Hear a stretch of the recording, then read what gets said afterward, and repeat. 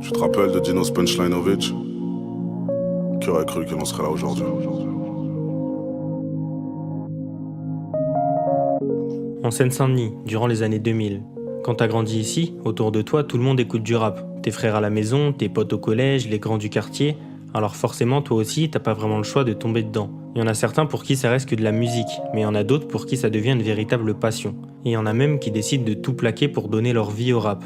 C'est le cas du jeune Jules, qui à cette époque n'est encore qu'un ado, mais qui pourtant est déjà un bousillé de rap. À cette époque, il est persuadé qu'il va faire quelque chose de grand dans le rap. Il n'a envie de faire que du rap. À ce moment-là, il le sait pas encore, mais 20 ans plus tard, il se produira dans la salle de concert la plus emblématique de Paris. Bienvenue sur Fausse Note, laissez-moi vous raconter l'histoire de Dinos et de sa quête pour remplir Bercy.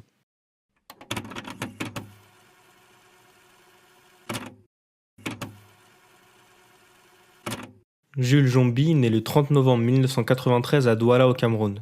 C'est à l'âge de 4 ans qu'il va s'installer avec sa famille dans la cité des 4000, à la Courneuve dans le 93. Effectivement, à cette époque, dans le 93, tout le monde écoute du rap, et Dinos ne fait pas exception à la règle. À ce moment-là, il se tue à Booba, à Lino, à Cynic et à Jay-Z, son rappeur préféré, et de manière générale à tout ce qui se faisait à cette époque dans le rap. Ça deviendra vite un grand bousillé de rap, qui sera d'ailleurs plus tard cité comme une encyclopédie du rap. Jules se met très tôt à la musique, et au début, il choisit le blaze Dinos Punchlinovic. En fait, déjà, je m'appelais Dinos, on m'appelait comme ça quand j'étais au collège. Punchlinovic, c'était par rapport au film Cramé de Neochrome en 2008, je crois, dans lequel Seth Gecko s'appelait Dragan Fulekovic. Je crois que je devais être en 3e ou un truc comme ça, on faisait un freestyle dans la cour de récré. Et je suis arrivé, j'ai fait Dinos Punchlinovic, comme ça. Et le lendemain, un mec qui vient me voir, il me fait « Ouais, je Dinos Punchlinovic ». Je fais « Wow, il est mortel ce blaze, c'est mon blaze maintenant ». Il l'a dit plusieurs fois en interview, mais le morceau qui lui a vraiment donné envie de faire du rap, c'était le morceau Je pète les plombs de Dizzy La Peste. Je veux savoir, c'est quand la première fois que tu écoutes un morceau de rap et tu dis c'est bon, je vais faire ça, genre c'est clair, tu vois. Si je pète les plombs, quand je pète les plombs de This is La Peste, c'est sorti. Si je pète les plombs, je me suis dit ah ouais, ça c'est lourd. En 2011, alors qu'il n'a que 18 ans, Dinos va sortir son premier projet Thumbs Up qui franchement a très mal vieilli et dont une bonne partie des morceaux sont aujourd'hui inaudibles. Mais dans ce projet, on pouvait trouver en outro le très bon morceau Prioré de Sion, qui déjà à l'époque lui a permis une petite exposition et qui compte d'ailleurs aujourd'hui plus de 700 000 vues sur YouTube. Des pensées odieuses, ça sent sa joie. Mon oreille ici, je crois que la faucheuse pense à moi, mais je profite de la vie, la mort est sous le couloir m'effraie. Je suis insomniaque, mon seul rêve c'est de pouvoir rêver. Le son était hyper bien écrit pour l'époque, surtout quand on sait qu'il n'avait que 18 ans. On ressentait une maturité de ouf dans le propos. Il y avait énormément de punchlines comme dans tous ses sons à l'époque, on en parlera un peu plus tard, mais souvent c'était des punchlines là juste pour être là, sans vraiment qu'il y ait un sens derrière. Mais là, dans Prioré de Sion, il y avait vraiment des punchlines qui pour cette fois avaient vraiment un sens et rendaient le texte très puissant. Dans le refrain du morceau, on voyait déjà que Dinos avait la volonté de tout niquer dans le rap. Je suis dans le bizarre, jour d'avancer. Je m'appelle Jules, je mange du porc et je suis le futur du rap français. Ce son pour moi, au niveau des thèmes abordés et de la manière de les aborder, c'est un peu les prémices d'un type de son qu'on retrouvera plus tard dans tous ses albums. Et vous savez, c'est un peu les sons en mode mélancolique, genre Les Pleurs du Mal sur Imani ou Quand les Kaira pris sur Taciturne, ou un peu plus tard 93 mesures sur Stamina. Des sons rappés où il parle du quartier, du bonheur et où il se livre de ouf. L'honneur, pour ça je tue. Bonheur, où te caches-tu? Ils comprennent pas nos vies parce qu'ils savent pas ce qu'on a vécu. On pourrait faire des faux sourires, mais même ça on n'y arrive plus. On pense qu'à faire l'argent, l'hiver, l'automne, l'été. On pensera au bonheur une fois que nos parents seront plus endettés. Mais le bonheur est dans les choses simples, le moral est dans les chaussettes. À cette époque, il va aussi s'inscrire à un concours de battle à Paris et il le sait pas encore, mais c'est grâce à ça qu'il va ensuite vraiment pouvoir lancer sa carrière dans la musique. En effet, ce battle contest aura un énorme succès en France et il va même être précurseur en voyant passer beaucoup de futures grosses têtes du rap français, allant même jusqu'à lancer des carrières. C'est à travers ça que beaucoup de gens l'ont découvert, moi le premier, et je parle évidemment de ce monstre du hip-hop en France, les Rap Contenders.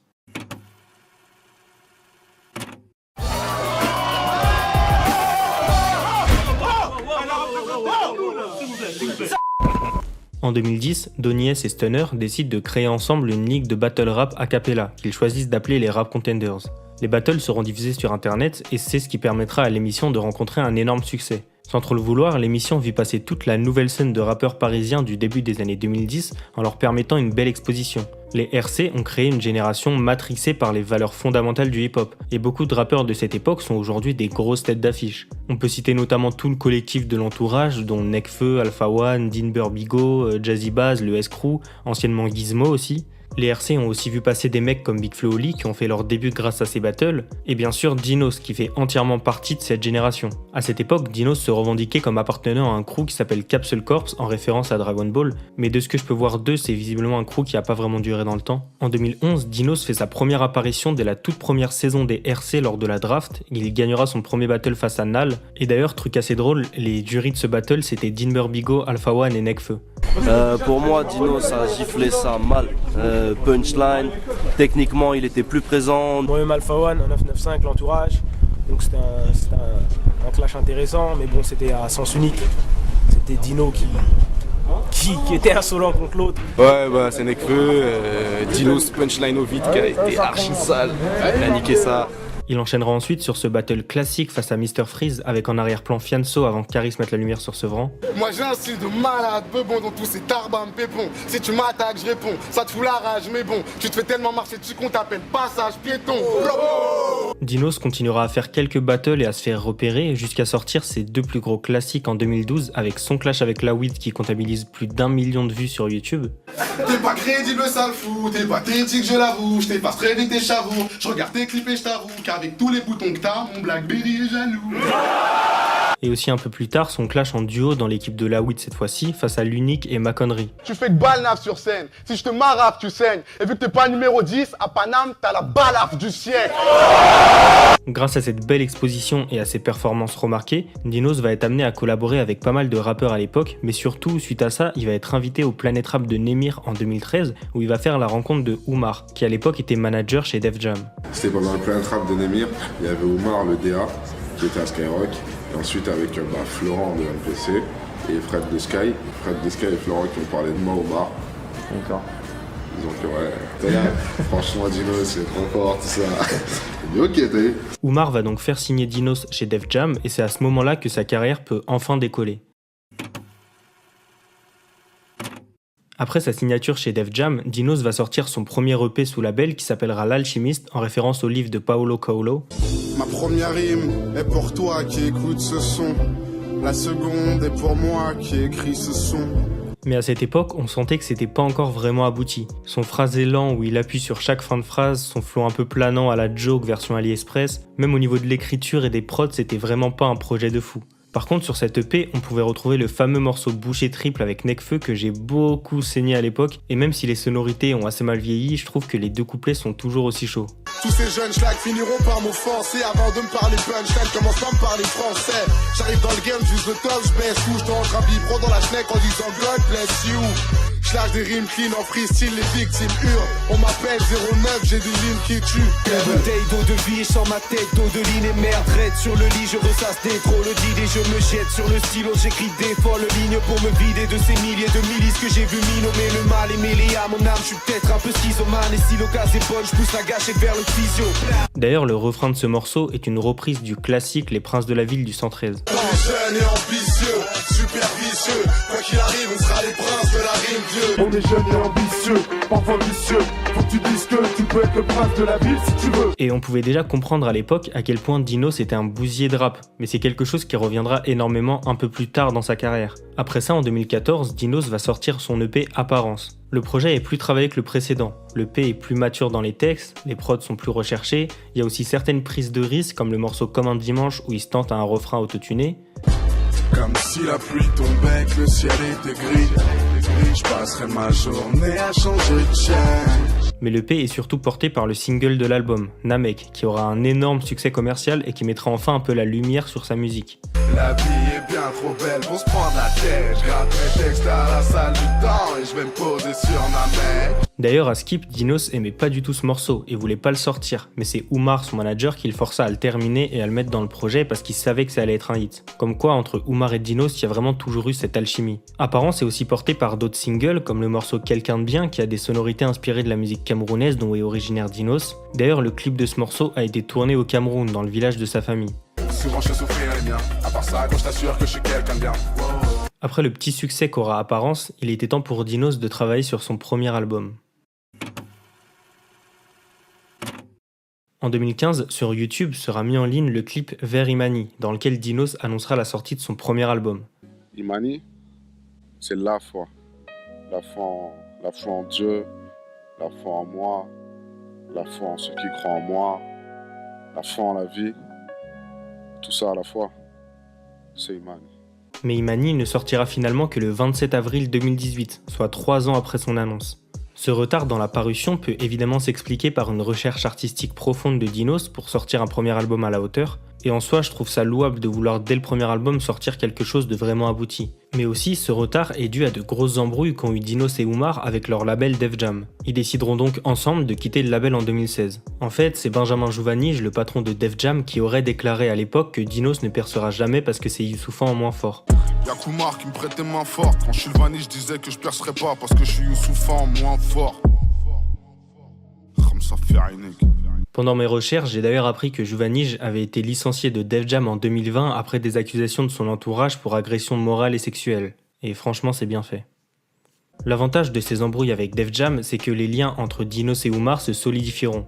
Et depuis ce moment-là, ils se sont plus jamais quittés. Pendant l'attente d'Imani, Dinos sort en 2016 sur SoundCloud le projet Toujours pas Imani mais presque, sur lequel on pouvait voir le chemin artistique que Dinos souhaitait prendre pour Imani. Il pleut dans mon cœur, mais les averses sont nulle part, car je ne verse aucune larme. Je regarde le ciel et je relativise en me disant que si la terre saigne une fois tous les mois, c'est parce que Dieu est une femme. On pouvait aussi retrouver ce très bon morceau avec Joke. Je marche sur l'eau, mais ne le dis pas, Camro, négro. Je suis né le 25 décembre de l'an 0.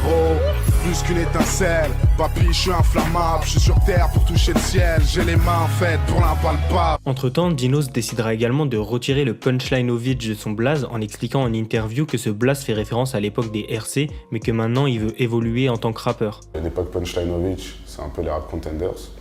Je crache pas sur les rap contenders ou quoi que ce soit, mais c'est juste que c'est l'époque révolue pour moi, je vais laisser ça derrière moi. Et ce qui est derrière moi reste derrière moi, je peux revenir sur le passé. Parce qu'à cette époque, c'était à la mode de faire des punchlines un peu éclatés, qui juste sonnaient bien. Et d'ailleurs, ces deux premiers projets, L'Alchimiste et Apparent, c'était pratiquement que ça, un enchaînement de blagues carambars qui n'ont pas vraiment de sens. Mais on peut pas vraiment lui jeter la pierre, parce qu'à cette époque, tout le monde faisait un peu ça. Tu sais quoi, Avant, il y avait des punchlines pour faire des punchlines. Après, il y a une certaine période dans la rap français, c'était la mode de faire des punchlines. Tout le monde faisait des punchlines. Aujourd'hui, s'il y en a, c'est qu'elles sont là par accident. Je sais plus de faire des punchlines. Ce changement de blase, c'était donc une toute nouvelle direction artistique pour Dinos, qui souhaitait prendre avec Imani. Peut-être aussi une manière d'être davantage pris au sérieux dans le rap. Il expliqua en interview qu'à la base, Imani avait 3 versions. Une plutôt triste, une plutôt pop et celle qu'on connaît aujourd'hui. Elle est là, la recherche artistique dont je vous parle depuis tout à l'heure. Et c'est pour ça qu'Imani a pris autant de temps à sortir. Mais le 30 mars 2018, Dinos sortira Les Pleurs du Mal, un morceau magnifique samplé de Sing About Me de Kendrick, qui a lui-même samplé d'ailleurs Bill Withers. Yeah.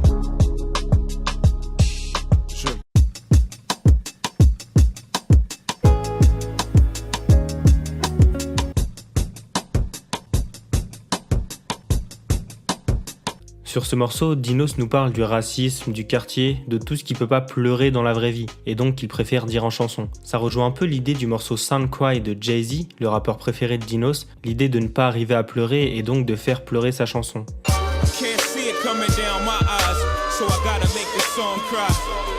Après cette longue attente, Imani sortira enfin le 27 avril 2018 et directement fut salué par la critique. On retrouvera un Dinos beaucoup plus mature et confiant qu'avant, moins dans la vanne et qui se prend beaucoup plus au sérieux. Il y a des sons magnifiques comme Helsinki qui parle d'une rupture amoureuse du point de vue de la meuf. Tu m'as causé du tort, tu m'as fait du mal. Tu t'en es même pas rendu compte lorsqu'il était trop tard. J'imagine que t'es entouré de groupies et que tu t'amuses avec. Mais quand ça marchera plus, tu seras tout seul à te poser sur un mec. Presque ravi de me dire que cette histoire est lointaine. Si tu savais comme je te déteste. Des sons un peu plus planants, un peu dans le style de ce que faisait Joke à l'époque, comme le son flashé, presque célèbre, argentique ou magenta par exemple. Photo négative comme le solde sur ma visa. Posé contre un mur, je regarde tout ce qui m'entoure comme si j'étais Mona Lisa. Les deux seuls feats de l'album, c'était d'ailleurs Joke sur Beu et Liqueur et Youssoupha sur Bloody Mary. Malgré le très bon accueil critique du projet, l'album n'ayant aucun réel single pour la radio, à part peut-être Helsinki, mais encore je le vois pas vraiment passer en radio, Imani ne scora que 3131 ventes en première semaine. Peu de temps après, il participera à un color show, durant lequel il interprétera le très bon morceau Argentique.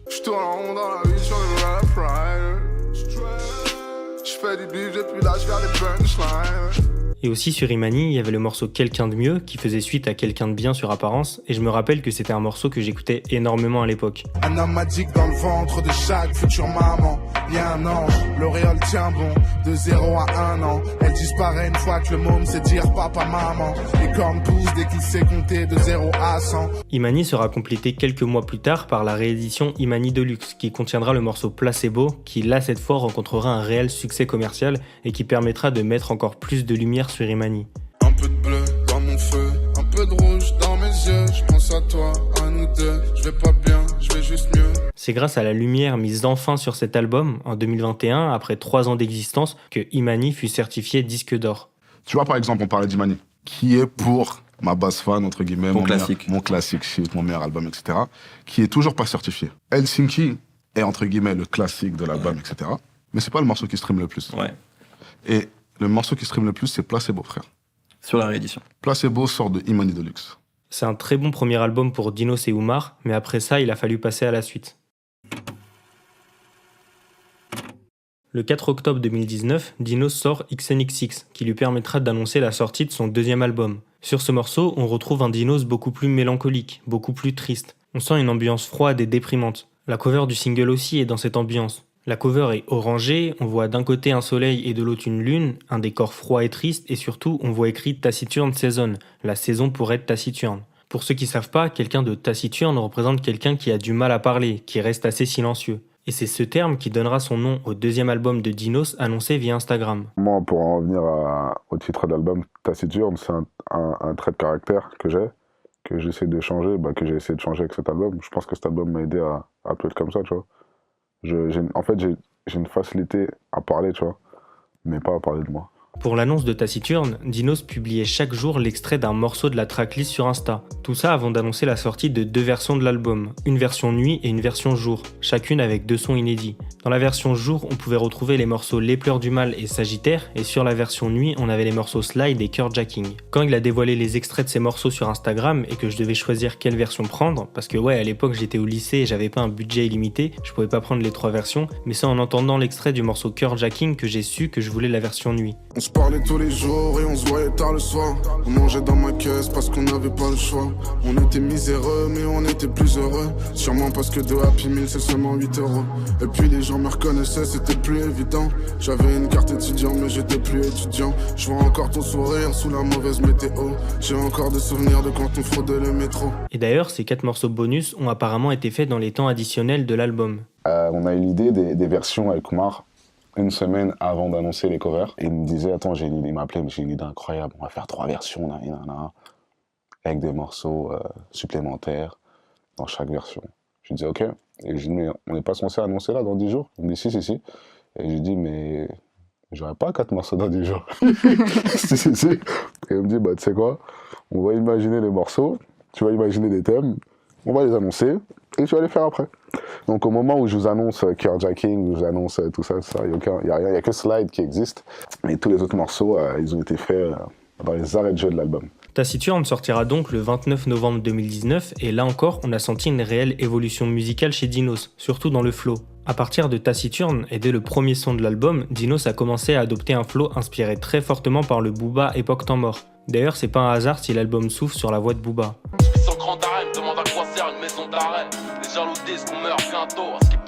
Et d'ailleurs, c'est à partir de là qu'on a pu commencer à cerner les influences de Dinos et que certains ont vu en lui l'encyclopédie qu'il était. Dans ses sons, il y a énormément de références à d'autres morceaux, d'autres rappeurs à l'ancienne, et juste pour le plaisir, je vais vous en parler de quelques-unes. Par exemple, sur l'album Imani, quand dans Les Pleurs du Mal, il dit ça. Capital, Sony ou Def Jam, comprenez mon style n'est pas leur esclave. Tu pèses, content que ma rime te plaise. Je suis obscur, je dors que d'un œil comme Jean-Marie Le Pen. C'est une référence au classique Ma définition de Booba. De la belle, Sony ou Virgin, vous comprenez mon style n'a pas besoin de vigile. Des plaques et des plaques, si sport, Chirac et tes plaques. Je suis obscur, dors d'un œil comme un missile scud. Le début du morceau Sagittaire. J'explose comme Time Bomb, j'atteins le climax si ça parle mal. Je suis dans la street, pas dans Paris Match. C'est une référence au début du morceau 12e lettre de Lino. Maintenant tu sais comment faire une bombe. Commencer une guerre, ambiancer le monde, traduire une explosion en français. Au début de son couplet sur le morceau Taciturne, Dinos dit ça. Royal comme l'aigle, j'ai l'œil du tigre comme Rocky. Et évidemment, c'est une ref au classique Retour aux pyramides des X-Men. Royal comme l'aigle, j'ai l'œil du tigre comme Rocky. Le refrain du feat avec Damso sur Stamina. J'ai du mal à te dire ce que j'ai sur le cœur, je me sens mieux quand je suis au volant de la Mercedes. C'est une ref à ce classique R&B des années 2000.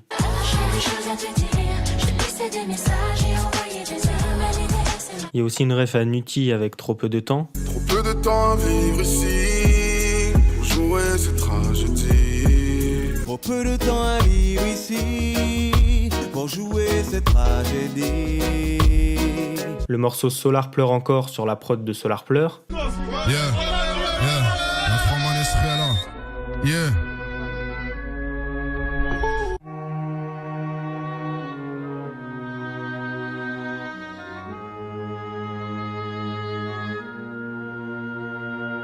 Évidemment, le morceau Maclubis Freestyle en référence à Nubi.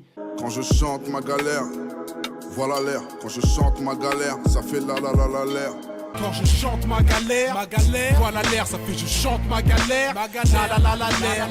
Bref, il y en a encore plein d'autres, mais je vais m'arrêter là. Si vous en connaissez d'autres d'ailleurs, n'hésitez pas à les mettre en commentaire, ça peut être marrant. Mais ouais, ça montre que Dinos est très attaché au rap et fait beaucoup de références au rap de son enfance, à la musique qui l'a fait kiffer. Pour en revenir à Taciturne, j'ai l'impression que sur cet album, Dinos a compris ce dans quoi il était le meilleur, il a travaillé puis exploité pour créer un album presque parfait. Alors Taciturne, c'est un classique personnel, du coup je vais pas être très objectif. Mais toute la partie après l'interlude, qui commence par le morceau incroyable Maclubis Freestyle dont je viens de vous parler, c'est une série de masterclass, franchement c'est exceptionnel. Mention spéciale au morceau Quand les Kaira pris, qui selon moi est le meilleur morceau de sa carrière. Quand les Kaira pris, pleut au paradis. Quelques rhumatismes, car la rue m'attriste. Chez nous c'est beaucoup trop dur à dire, mais on regrette jamais rien. Petite Piaf, lunatique. On a aussi une collaboration avec la légende camerounaise Manu Dibango sur le morceau Les garçons ne pleurent pas.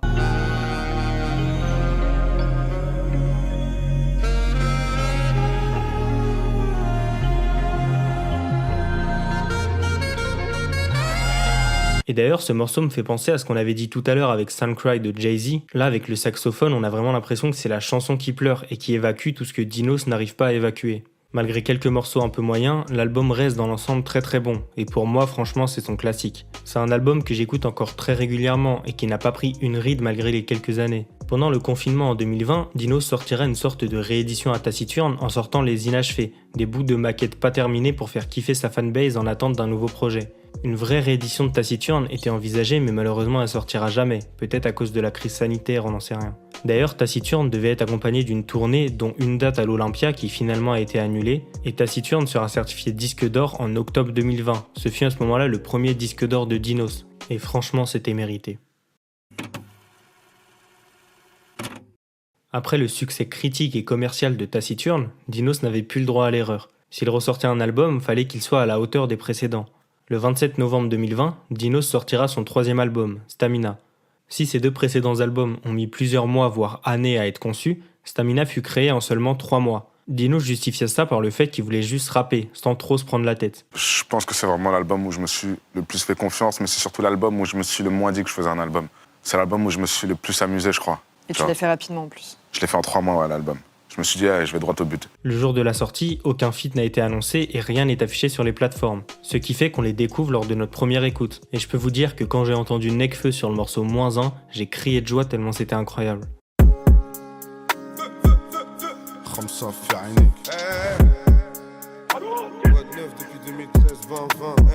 Stamina fera un énorme démarrage en première semaine avec 23 236 ventes, soit 20 000 de plus qu'Imani, mais la critique sera un peu plus mitigée sur cet album. Évidemment, quand tu fais un truc plus facile d'accès et en 3 mois, le résultat peut être moins bon qu'un Taciturne ou même qu'un Imani. Stamina, ça veut dire endurance en anglais. La cover est dans une ambiance de boxe un peu à la Rocky, avec le même petit que sur la cover d'Imani mais qui est un peu grandi. D'ailleurs, pour Stamina, il y avait 2 covers, une pour le streaming et une pour le physique. Si je dois donner un avis global, je pense que c'est son pire album selon moi, mais il est loin d'être mauvais. Il y a même des sons qui sont vraiment excellents, comme le feat avec Dausi Maman Même, le morceau Paranoïaque qui est très bon, le feat avec Nekfeu bien sûr, celui avec Laylo, et surtout il y a l'outro 93 mesures sur un piano de Sofiane Pamar qui franchement est un son exceptionnel. Je peux pas aller chez le Boumara parce que j'ai peur du ciel. Je peux pas aller chez le psy parce que je suis un mec de test. J'ai plein de principes stupides que je dois respecter. Quand on me demande pourquoi je réponds parce que c'est comme ça au quartier. Un peu innocent, un peu coupable. Chaque contrôle de police me rapproche de mon feat avec Tupac. Dans mes rêves, y'a des démons et des crop circles. C'est sûr que je ferai rien, je reste de marbre comme les cercueils. Au niveau de la prod, de l'interprétation, de l'écriture, de la tournure des phrases, ce morceau a tout pour devenir un classique. L'album Stamina fut certifié or assez rapidement, en janvier 2021. Et en juin de la même année, Dinos annonça pour l'été la sortie du double album Stamina Memento, avec la sortie du clip de Snitch. 15K dans la poche, la rue comme école, R.I.P. Nate Dogg. Et à ce moment-là, franchement, on était tous dans l'incompréhension. Le son était nul, trop bizarre, aucun groove dans la prod, même le flow était trop bizarre. Bref, ça annonçait rien de bon. Stamina Memento sortira le 2 juillet 2021 et finalement c'est une réédition pas trop mal. Je pense par exemple au morceau El Pichichi où ça kick plutôt bien, au morceau Tulum que j'ai écouté tout l'été, à l'interlude incroyable en feat avec Charlotte Cardin, au morceau Future X qui a fait kiffer toutes les meufs, au très bon morceau Surcoté, mais aussi au feat avec Damso Du mal à te dire qui deviendra le plus gros hit de Dinos à ce jour. Y'a pas d'étrangers, y'a juste des gens qui se connaissent pas et des gens qui se connaissent qui sont comme des étrangers. On a grandi comme au bled, nos parents ils s'excusent pas quand ils ont tort, ils nous font à manger. L'album sera certifié or en novembre 2020, puis platine en juillet 2021. Quoi qu'on pense de Stamina, ça reste exceptionnel quand on voit d'où il est parti et toutes les embûches qu'il a eues dans sa carrière. Il est passé du rookie qui scorait 3000 ventes en première semaine à disque de platine en seulement 3 albums et 3 ans. Moi j'applaudis. Surtout que pour donner suite à ce succès commercial et pour compenser la tournée de Taciturne qui fut annulée, Dinos annonça une tournée dans toute la France pour Taciturne et Stamina avec une date au Zénith de Paris.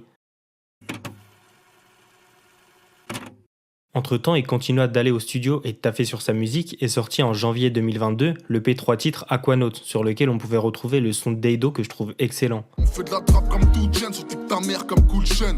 2000 € le cercueil, même la mort ça coûte cher. J'ai changé bien trop tard, je sais, j'aurais dû le faire avant. Maintenant j'essaie de soigner une tumeur avec les Feralgan. À la fin de ce morceau, on l'entend teaser son prochain album, L'hiver à Paris. Prochain album s'appelle L'hiver à Paris. Lors de son zénith en mars 2022, après avoir dit que l'hiver à Paris n'était pas encore totalement terminé, il annonça le l'EP 3 titres Nautilus, sur lequel on pouvait retrouver le morceau Équilibre en feat avec Ali. Pour ceux qui savent pas, Ali c'est le deuxième rappeur du groupe Lunatic avec Booba, et entendre Dinos avec le flow de Booba sur un morceau un peu mélancolique, spirituel en feat avec Ali, et surtout entendre une ref au classique Le Crimpet de Lunatic pendant le couplet de Dinos, ça m'a fait tellement plaisir. Mais manque manier la scie pour des billets, j'ai des remords pour mes péchés.